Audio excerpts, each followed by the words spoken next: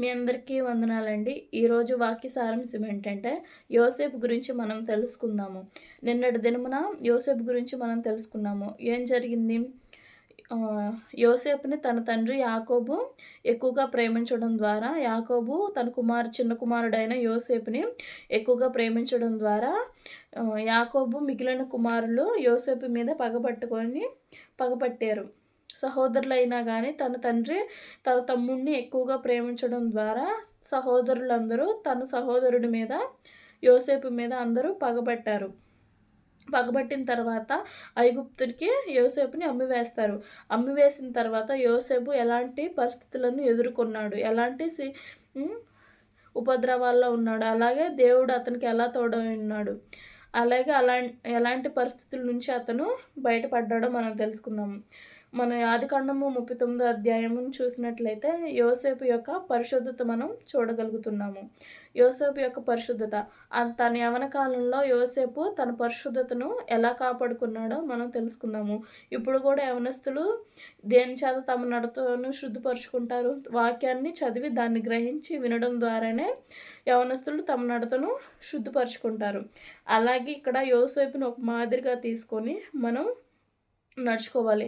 యోసేపుని చూసినట్లయితే యోసేపు పరిశుద్ధత కలిగిన ఒక యవనస్తుడు.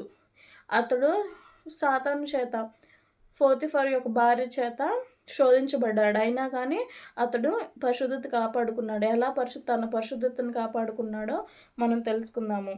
యోసేపుని అమ్మివేసిన తర్వాత ఐగుప్తునకు అమ్మివేశారు. ఇష్మాయేలీలకు యోసేపుని తన అన్నలు అమ్మివేశారు.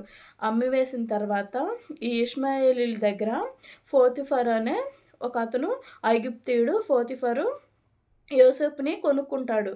కొనుక్కున్న తర్వాత ఈ పోతీఫరు ఎక్కడ పనిచేస్తాడంటే, అప్పుడు ఐగుప్తుని పరిపాలించే రాజు ఫరో.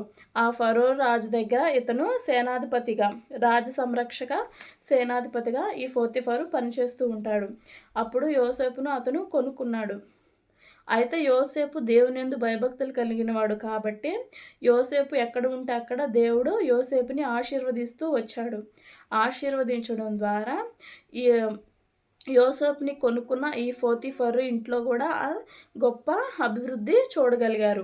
చూడడం ద్వారా అప్పుడు పోతీఫరు ఏం చేశాడంటే, యోసేపు ఎక్కడుంటే అక్కడ అభివృద్ధి, అలాగే అన్ని కార్యాలు సఫలమవుతున్నాయని యోసేపుని తన ఇంటి అంతటి మీద అధికారినిగా నియమిస్తాడు.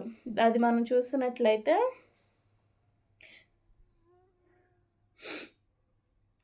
అయితే 39వ అధ్యాయం 4వ వచనం. యోసేపు మీద అతనికి కటాక్షము కలిగిన గనుక అతని యొద్ద పరిచర్య చేయవాడాయెను, మరియు అతడు తన ఇంటి మీద విచారణకర్తగా అతన్ని నియమించి తనకు కలిగినదంతయు అతని చేతికి అప్పగించెను. ఇక పోతీఫరు ఏం చేశాడంటే, యోసేపుకు తనకు కలిగినదంతయు తన ఇంటి మీద అధికారినిగా యోసేపుని హెచ్చిస్తాడు. అక్కడ అన్నలు ఏం చేశారు? యోసేపుని అమ్మివేసినా కానీ దేవుడు యోసేపు ఎక్కడికి వెళ్ళినా కానీ దేవుడు యోసేపుకి తోడై ఉన్నాడు. ఇక్కడ పోతీఫరు కొనుక్కున్న తర్వాత యోసేపు ఎక్కడుంటే అక్కడ అభివృద్ధి, అన్ని కార్యాలు సఫలమవుతున్నాయి. ఇక్కడ అతను యోసేపు మీద కటాక్షం కలిగింది పోతీఫరుకి. తన ఇంటి అంతటి మీద అధికారినిగా పోతీఫరు యోసేపుని నియమించాడు. అయితే 6వ వచనం. అతడు తనకు కలిగినదంతా యోసేపు చేతికి అప్పగించి తాను ఆహారం తినుట తప్ప తనకేమి ఉన్నదో లేదో విచారించేవాడు కాడు. ఇక్కడ చూడండి, ఇక అన్నీ అప్పచెప్పాడు. తనకి ఇక తినడం తప్ప తనకు ఏం పని లేదు. అన్నీ యోసేపు చేతికి అప్పగించాడు. అంత నమ్మకము పెట్టుకున్నాడు పోతీఫరు యోసేపు మీద. తర్వాత యోసేపు చాలా అందంగా ఉంటాడు. యోసేపు రూపవంతుడును సుందరునై ఉండెను. యోసేపు చాలా అందంగా ఉండేవాడు. యోసేపు ఒక యవనస్తుడు. 17 సంవత్సరాలప్పుడు యోసేపుని వారి అన్నలు అమ్మివేస్తారు.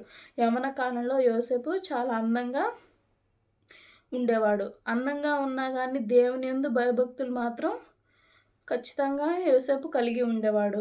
అందం ఉందని తను మిడిసిపాటు, అలాగా గర్వపడటం అలాంటివి మనం చూడట్లేదు. కానీ దేవుడి పట్ల అతనికి ఉన్న భక్తిని మనం చూడగలము. ఇప్పుడున్న యవనస్తులు చూడండి ఎలా ఉన్నారో. అందాన్ని చూసి లేదా ఆస్తిని చూసి, అంతస్తుని చూసి అతిశయిస్తూ ఉంటారు. కానీ ఇక్కడ యోసేపు చూసుకున్నట్లయితే యోసేపు ఎంత దీనస్థితిని, అలాగే ఎంత అందంగా ఉన్నా కానీ అతను దీనస్థితిని కనపరిచాడు. తద్వారా దేవుడు యోసేపునకు తోడై ఉన్నాడు. అయితే యోసేపు రూపవంతుడు, సుందరుడై ఉండుట ఈ ఫరో ఈ పోతీఫరు భార్య అతన్ని చూసిద్ది, యోసేపుని చూసిద్ది. పోతీఫరు భార్య యోసేపుని చూసి అతను అందంగా ఉండడం చూసి అతనితో పాపం చేయాలని ఆలోచన చేసిద్ది. ఒకరోజు యోసేపుని తన గదిలోనికి రప్పించుకొని అతనితో పాపం చేయాలని ఆలోచన చేసిద్ది. ఆలోచన చేసినప్పుడు అప్పుడు యోసేపు ఏమని మాట్లాడతాడో చూడండి. 9వ వచనం 39 ఆదికాండము 39వ అధ్యాయం 9వ వచనం.